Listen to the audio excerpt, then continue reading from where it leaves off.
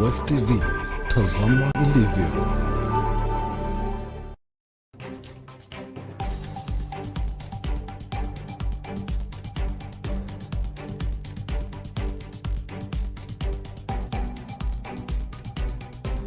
Tunapomzungumzia Kassim Were tunamzungumzia nani? Kassim Were ni mkazi wa Kakamega County, No. Mumias East Sub County, Lubinu Lushea Ward, na mkazi wa sehemu inaitwa Bumwende ambayo ndio sehemu ambako nilizaliwa.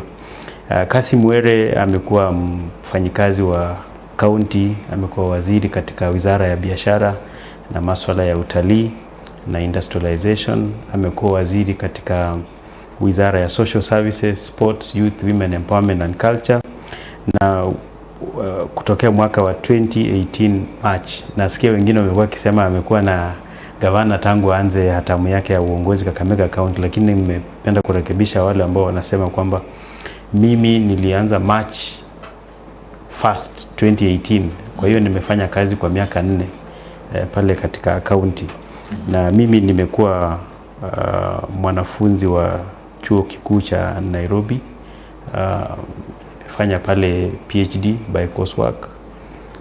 Pia nimekuwa mwanafunzi wa chuo kikuu cha Nairobi Masters masuala ya uchumi, na chuo kikuu cha Moi University masuala ya uchumi pia. Na nimefanya kazi kwa sehemu kadha wa kadha. Nilianza kazi mwaka 2003 pale International Livestock Research Institute kama researcher. Nikatoka pale nikaingia Oxfam Novib kama executive director nikiwa na miaka 28 hivi. Nikatoka pale nikaingia Norwegian Refugee Council kama manager wa monitoring and evaluation. Halafu nikaingia serikali kama Export Promotion Council manager. Kutoka pale serikali ndio kanipatia hiyo scholarship ya PhD kwenda kusomea maneno ya kiuchumi, na niliporudi mwaka wa 2016 nikaingia kusomea kwa kazi Kenya National Chamber of Commerce and Industry kama manager wa research and policy, na kutoka pale nilikuja Kakamega County mwaka wa 2018 kama waziri wa masuala ya biashara, viwanda na masuala ya utalii katika Kakamega County. Na tangu wakati ule nafikiria nilipata ile dhana. Unajua ukienda kusoma yale masomo ya hali ya juu, huwa wanakuuliza ni nini utafanyia ile jamii yako ambao umetoka pale. So ndio ikanifanya kwamba nikakuwa na msukumo wa kuweza kufika sehemu ya kusema kwamba mimi nimefika kuwa kiongozi katika Mumias East. Yeah. Unapozungumzia Mumias East, siku hizi nasikia mnapiga siasa za mtazamaji Shakum si matusi, foreigners and locals. Nimesikia kwa mfano kule Kakamega siasa za huyu hajaishi hapa, huyu amekuwa kiishi mjini, huyu afahamu lolote hapa. Umekuwa kiishi Mumias Mashariki ama unahisi kwamba it's not, it doesn't matter? Kwanza hizo ni siasa ambazo zilipitwa na wakati. Yes. Tuko kwa enzi ambazo unaangalia kiongozi kama kiongozi ambaye anaweza kusaidia wananchi, na mimi kusema kweli nimeishi Mumias East tangu nizaliwe. Nimekuwa mkazi wa Mumias East kwa muda huu wote. Hata nikifanya kazi Kakamega County nimekuwa nikiishi Mumias East. Sijakuwa nikiishi mjini, so huwezi sema kwamba alikuwa anaishi mjini. Aswa nilipokuwa mdogo tumekuwa tukiwa pale Mumias East, nikaanzisha ile shule inaitwa St. Joseph Shibinga pale, ambapo wanafunzi wa kwanza mwaka uliokuwa wa 2018 Kakamega County alitoka pale. Nikaanzisha pia shule ya St. Paul's Busia pale Malaa, Isongo Makunga, na nimepita huko juzi naona idadi ya wanafunzi iliongezeka maradufu. Pia nikakuwa mmoja wao walioanzisha shule ya wasichana ya Lubino Girls pamoja na huyo mheshimiwa wa Shali ambaye ameondoka. Nakumbuka mkutano wa kwanza tukiwa pale, yeye ndiye alikuwa chief guest, mimi nilikuwa assistant guest. Nikimueleza kwamba alikuwa amebeba 30,000, nikamwambia 30,000 haiwezi jenga shule, itabidi urudi ulete cheki ile nono ya CDF. Na kweli alienda karudi akaleta cheki nono ya CDF 400,000 ndio tukaanzisha ile shule pale. So kwa hiyo nafikiria mimi nimekuwa pale Mumias East, nimefanya vitu zote ambazo nitakana zifanywe pale. Nikacheza mpira pale Mile FC, nikacheza mpira pale Shimambo Football Club, nikacheza mpira pale Bumwende. So kwa hiyo najua sehemu zangu vizuri. Kabla uchukue uamuzi wa kujiuzulu, labda tutakuja pale kwa sababu ni uamuzi ambao wengine walishindwa. Awali walikuwa wamejinadi kujipigia debe wakisema kwamba wanakwenda kuwania viti mbalimbali, lakini wakati tarehe yenyewe ilikaribia, basi wakaingia mtini wanavyosema wengi. Ilikuwaje ukawa waziri katika baraza la mawaziri katika serikali ya gavana Oparanya mwaka 2018? Na kuuliza swali hili kwa sababu huwa si rahisi, na naelewa kwamba vile vile kuna siasa ambazo hupigwa, kunakuwa na the political side of it, mjadala kuhusiana na maeneo mbalimbali na kadhalika. Should I say Kassim Were is well connected? Nafikiria gavana Dr. Wycliffe Ambetsa Oparanya is a very unique governor. Daktari aliweza kuadvertise zile positions za mawaziri katika gazeti na akachukua wale PwC, the PricewaterhouseCoopers, kufanya interviews. Na pale mimi niliapply kama Mkenya mwingine tu. Na wakati huo hatukukuwa na wasiliano moja kwa moja na gavana wa Kakamega County.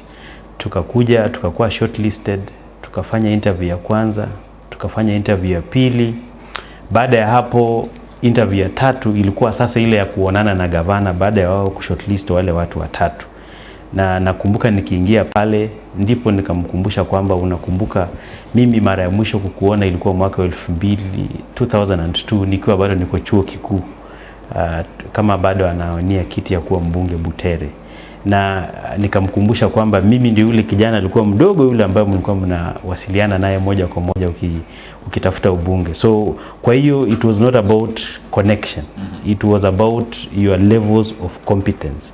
Gavana alikuwa anatafuta nani atamfanyia kazi vile anavyotaka na ile azma yake ya manifesto.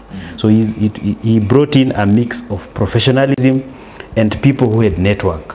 Ule mtu ambaye anaweza kuwa na urahisi wa kufanya kazi bila kuwa supervised closely, because alikuwa anatafuta somebody who has had experience in government, yule mtu ambaye ako na network, yule mtu ambaye anaweza change strategy kama ipo, yule mtu ambaye ako na masomo ya kuweza kumwezesha kufanya kazi kwa urahisi. Na hivyo ndiposa alipata kuweza kupata mimi na wale wengine ambao walikuja, kwa sababu wale makoligi nimekuwa nao pale cabinet ni watu wenye tajriba za hali ya juu. Waziri, utaniruhusu niendelee kukuita waziri hata kama umeondoka katika uwaziri. Uliongoza wizara ya biashara, ukuzaji viwanda na utalii. Ni kitu gani unaweza ukasema kwamba katika muda ambao ulikuwa waziri katika wizara hiyo hadi sasa unaweza ukatazama nyuma na ukakumbukia kwamba uliweza kuafiki kwa ufupi? Lakini najivunia kuweza kuhudumia Kakamega County kama waziri wa biashara, kwa sababu ule upande wa biashara niliweza kujenga masoko 7. Ya kwanza ilikuwa pale Malinya, nikajenga ile ya Bukura, tukajenga ile ya Mumias, tukajenga na Mbacha, tukajenga Kipkaren. Nikakuja pale tukadesign zile maduka tunaziita zile za gorofa. Tukazidesign, ziko Mumias na pale Kakamega town pale kwa municipality. Tuliweza pia kudesign zile industrial park ambayo itakuwa Mumias. Tukasign agreement na EPZ ambayo iko pale, na nafikiria kwamba juzi walikuwa wana finalize ile agreement. Tukafanya hizo design zote zikamalizika. Pia nilipotoka pale kwa ule upande wa trade, tukafanya ile elections za wanabiashara wote Kakamega. Tukawaambia kwamba you must be united na muweze kufanya kazi kwa uzuri. Tukatengeneza database ya wale wafanyabiashara wote, na tukatengeneza zile markets zikakuwa COVID compliant. Na pia nimesahau soko ya nyumbani ambayo ilikuwa shanda. Nilipoingia pale kwa ofisi ilikuwa haijakamilika, mimi ndio nilikamilisha. Huo ni upande wa trade. Ule upande wa industrialization, jambo la kwanza ambalo nilipewa ni kuenda kuangalia kama Mumias Sugar Company inaweza kuwa revived. Nikakuwa chairman pale. Nikatengeneza blueprint. Nilipewa 2 weeks record time kuwa nimetengeneza blueprint ya kurevive Miashuka company ambayo iko na 8 point agenda, na nafikiria tukipata muda tunaweza jadili zaidi. Nikaambiwa kwamba pia ni jenge factory ya maziwa. Kabla sijatoka pale tulifanya designs, tukatengeneza na wakaanza kuijenga. Wakati huu imefika ile stage ya roofing. So ile factory ya maziwa iko pale Malawa, sehemu inaitwa Tumbeni. Tuka design ile tea factory. Nafikiria contractor alikuwa aingie site hivi juzi, lakini ilichelewa because of a few constraints kwamba lazima leseni ya tea ipatikane. Lakini tulidesign ile tea factory ikakamilika, ikafanywa quality control, na nafikiria nilifurahi sana. Nilitengeneza ya county government blueprint ya industrialization from now to the future ambayo ipo pale ofisini. Tulikuwa envisage kwamba tutafanya value addition, ambapo tulikuwa tumechagua 3 products ambazo zitafanyiwa value addition. Tulikuwa tumechagua the grain amaranth ambaye factory yake ilikuwa inajengwa pale Lugari. Tulikuwa tumechagua factory ya maize milling ambaye ilikuwa ikue same pale Lugari. Ilikuwa tumechagua factory ya banana processing ambayo iko Huisero, na pia World Bank wakatupatia zile equipment ambazo zipo. So kwa hiyo tulikuwa tumetenga the small factories kwa kama 7 ambazo zilikuwa at the feasibility stages za kukamilisha. Pia tukafanya project kubwa zaidi pale kwa industry ambayo ilikuwa kutafuta to map out all the industries and all the businesses na kuziweka into one platform. Tulisaidiwa na watu wa Yake na tuliweza kukamilisha hiyo, ambayo unaweza pata hiyo industrial map iko pale. Upande wa tourism nafikiria tulitia fora sana. Tuliandika ile tourism guide ya Kakamega County, tuka identify the 6 heritage sites ambazo zimekuwa gazetted sasa. We have heritage sites that people can be able to visit Kakamega pale, na pia maybe you can mention them. Yeah, kuna Nabongo shrines ziko hapa Mumias. Kuna ile the Mikai stone ambayo iko pale Malava. Tuko na Kakamega forest ambayo is the only remnant forest ambayo inabaki. Tuko na ile the crying stone ambayo nafikiria unaijua vizuri. So it is now a heritage site that has been gazetted. Alafu tuko na mawe tatu hizi ni Likuyani which are protected sites now at the moment. Na hiyo sherehe ilifanyika pale kwa Nabongo pale Mumias. Pia baada ya pale nikasema kwamba mimi nilikuwa mchezaji wa rugby. Nicheza rugby nikiwa pale Msingu High School. Nikaleta the first circuit ya rugby, kwa sababu kuleta circuit ya rugby unaleta wageni Kakamega. So Kakamega Sevens tukaileta pale ili watu wakuja wa enjoy pale Kakamega. Tulifanya mpango pia wa kuleta utalii college, kutrain wale watu wa Kakamega. Unajua sisi tunapenda kula ugali na kuku. So tulileta pale wa train wale watu. We wanted proper service of the hotels zikuwe enhanced. So tukaleta utalii college ambao walikuwa pale kwa upande wa tourism ku make sure kwamba haya maneno yamefanyika. Yeah. Tuzungumzie swala moja kabla niangazie wizara ambayo umeondoka hivi majuzi. Yeah. Unazungumziaje urahisi wa kufanya biashara katika kaunti ya Kakamega kabla ya ugatuzi na baada ya ugatuzi, ya sasa ili wakati ulikuwa katika baraza katika baraza la mawaziri katika kaunti hiyo? Nauliza swali hili kwa sababu wafanyabiashara wengi wanalalamikia mazingira ambayo yanaonekana kuwa magumu unapozungumzia wawekezaji, masuala ya double taxation na kadhalika. Pale Kakamega hali ikoje? Tulijitahidi sana, tukatengeneza hata ile trade and licensing bill ambayo ilikuwa pale kuguide how licensing will be done.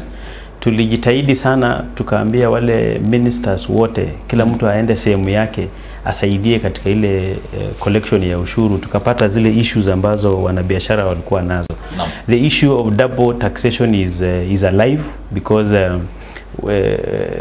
watu wengi wale ambao wanafanya biashara unaambiwa utoe leseni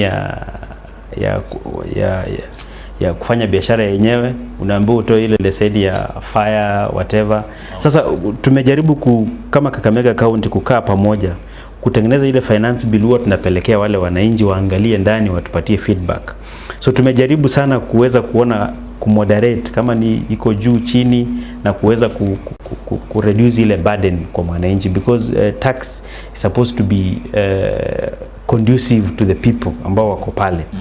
Na ilipatikana kwamba the ease of doing business in Kakamega ilikuwa bado iko chini kidogo. Ile trade bill market bill ziliweza kusaidia sana kutengeneza ile environment ambayo ilikuwa pale ya trade. So kwa hiyo nafikiria tangu gatuzi ikuje, watu evading tax ilikuwa very common. Lakini sasa unajua wakati ule ugatuzi ulikuja, ikakuwa kwamba uko pale na ule mtu ambaye anachukua ushuru kila siku. So inakuwa ngumu kuevade ile tax. Na ndio manake watu wana feel kama ile burden ni kubwa, but it's just that tulikuwa tuna evade tax, but now tuko kwamba we are close to wananchi na tunajaribu kuwa guide. But you are admitting that double taxation is still a challenge? Double taxation is still a challenge at this point in time. Unajua sasa counties, for them to be sustainable, lazima zitafute ile njia za kuweza kupata ushuru. Kwa sababu nitakuwa naelekea katika masuala sawia. Nitakuwa namuuliza iwapo baadhi ya functions ambazo ziliweza kugatuliwa zilifaa kusalia katika serikali ya kitaifa. Labda kuna changamoto aina hiyo. Kumbuka na Kassim Were Ali ambaye ni mwanasiasa, na kando na hilo ni amekuwa waziri katika kaunti ya Kakamega. Akijiuzulu alikuwa waziri wa masuala ya huduma za jamii, kwa maana ya social services, michezo, vijana, women empowerment na vile vile masuala ya utamaduni. Such a big ministry. Yes, I think ni pili baada ya health katika Kakamega County. Manake staff peke yake ambao wale walikuwa kwa mainstream ni staff kama 81. But staff establishment inakana ikuwe kama 230. Wale staff ambao walikuja ndani wa county youth service ni 3,000. So kwa hiyo imekuwa one of the biggest ministries. Alafu ina house 3 big flagship projects His Excellency Dr. Wycliffe Ambetsa Oparanya. Flagship project ya kwanza ni ile Bohungu Stadium, 4.2 billion facility, ambayo it is one of its kind in this part of the world. Then ya pili ni ile housing project ambazo tunajengea wale watu ambao hawajiwezi kwa jamii nyumba 360 kila mwaka, na hizo zinakuwa spread kwa all the 60 wards. Na mwaka huu sasa tuko na 720 kwa sababu kule ile mwaka ya COVID hatukujenga manyumba. Then the third one now is the county youth service program, ambazo there are 3 key flagship projects of the governor, which is makes the ministry quite a large place to be. Would you say at some point you felt it was too big, too huge to carry?